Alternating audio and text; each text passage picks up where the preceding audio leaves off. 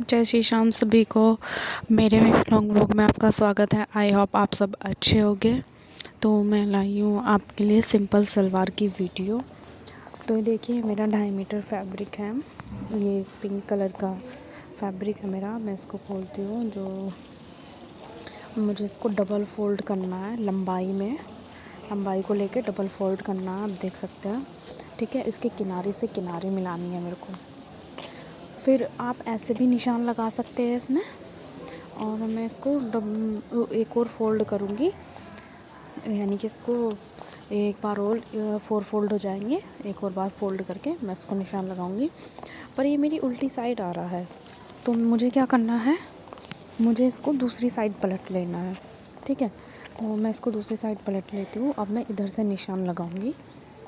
मुझे पहले इसकी किनारे से किनारे मिलानी है और उसको बिल्कुल मिलाना है कि ताकि अगर हम काटेंगे तो वो जो हमारे पार्ट कटेंगे ना, तो वो मतलब गड़बड़ हो जाएगा, ठीक है। तो अब मुझे ऊपर जो है बेल्ट के लिए 6 इंच छोड़ के तब मुझे निशान लगाना है। मेरी सलवार की लेंथ है 37, तो मैं सलवार की लेंथ का निशान लगा रही हूँ 37। तो लेंथ है मेरी, प्लस उसमें लगाऊंगी मैं 5 इंच और एक्स्ट्रा 5 लगा सकते हो, 4 लगा सकते हो। जितने आपको मोरी बनानी है, नीचे पोंचे बनाने हैं, उस अकॉर्डिंग आप अपना निशान लगा सकते हो, जितने चौड़े आपको बनाने हैं, ठीक है। मुझे बनाने थे 3 इंच के पोंचे, तो मैं 4 इंच पर निशान लगाऊंगी, ठीक है। तो फिर मुझे अब स्केल की हेल्प से इसको मिला देना है। इसको मिलाकर और इसको मैं निकाल दूँगी, ठीक है। इसको कैंची से काट दूँगी। तो आप देख सकते हैं निशान भी आपको दिख रहा है। ये जो है मेरे पार्ट कट गए हैं और इसमें पोंचे जो है वो जॉइंट है, मुझे अलग से जोड़ने नहीं पड़ेंगे, ठीक है। अब आप देख लें, मुझे ये जो दोनों पार्ट है ना, इनको भी अलग करना है। दोनों अलग अलग हो जाएंगे। तो मैं क्या करूँगी, इस पर पैर रखूँगी, क्योंकि ये ज़्यादा सिल्क कपड़ा है, तो ये एकदम मतलब सीधा नहीं हो रहा, हिलत जा रहा है, धागे धागे निकल रहे हैं तो इसके, तो वो हिलत जा रहा है। तो मैंने इन दोनों पार्टों को भी अलग कर दिया, ठीक है। जो बाकी कपड़ा है उसमें से निकालूंगी मैं कली भी मुझे इसी तरीके से निकालनी है। पहले मैं इसे फ़ोल्ड करके एक साइड रख देती हूँ। अब मैं लूँगी कली के लिए कपड़ा। कली के लिए भी मैं लंबा फ़ोल्ड करूँगी, ऐसे ही जैसे मैंने इसके किनारे से किनारी मिलाई थी, ऐसे ही मैं इसकी किनारे से किनारी मिलाऊँगी, ठीक है। मिला के इसको मेरे को रख देना है। मुझे निशान कैसे लगाने हैं, मुझे ऊपर से 6 इंच निशान छोड़कर बेल्ट के लिए 10 इंच मुझे लगाना है 14 इंच पर निशान, क्योंकि वो हमारा रहेगा आसन का। 14 लगा सकते हो, 15 लगा सकते हो, 16, 17, जितना भी आपको आसन लेना है उतना लगा सकते हो आप, ठीक है। जितना भी बड़ा आपको आसन लेना है। तो मैं लगाऊंगी 6 इंच छोड़कर, और प्लस 10 इंच का मेरा आसन होगा, तो मुझे क्या करना है, 16 इंच पर मैं निशान लगाऊंगी, ठीक।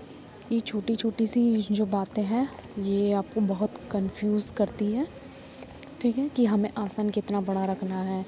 और अगर हमारा 36 हिप्स है, तो हमें 9 आसन का निशान लगाएंगे। और 36 से ऊपर है, जैसे कि 46 से ऊपर है, तो हम लगाएंगे 10 इंच पर निशान। 1 से 10 इंच पर जो हमारा टोटली आसन का आसन होगा, वो कितना होगा, 16 होगा। यानी कि 6 इंच तो आपकी बेल्ट हो गई, और 10 इंच हो गया आपका जो कली जोड़ते हो आप, वो हो गया, ठीक है।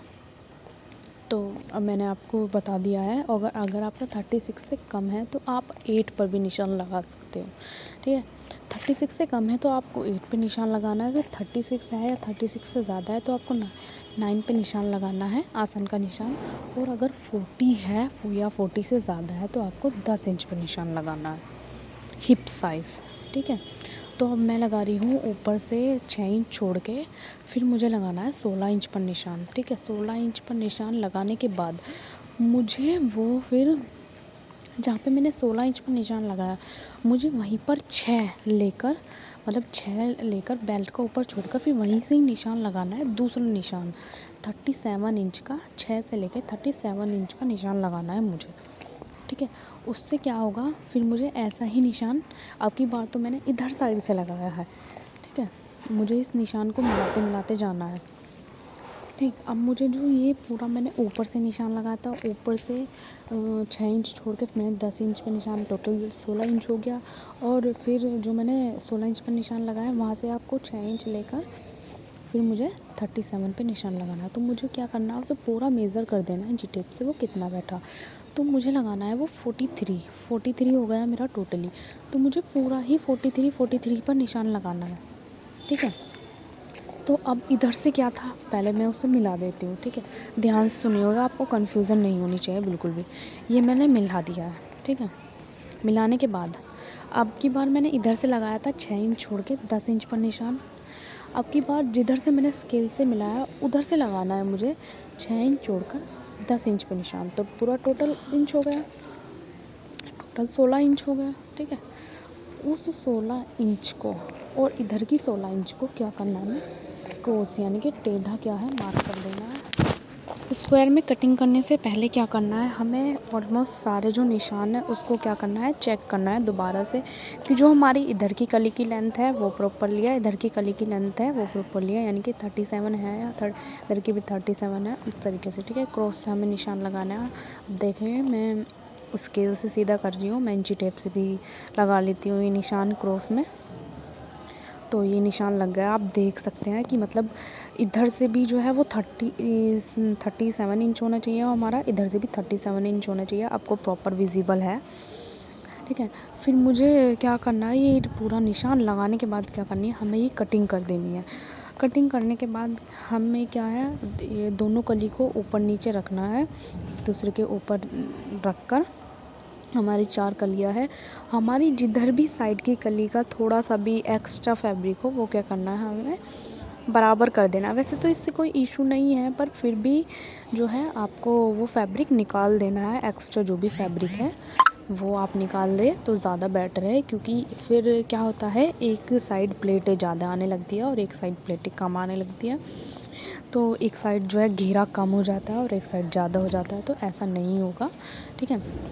तो देखिए मैं कटिंग कर रही हूँ इसकी, ठीक है। निकालने के बाद फिर मुझे क्या करना है, जो मेरा ये मैंने निकाल लिया है, देखिए।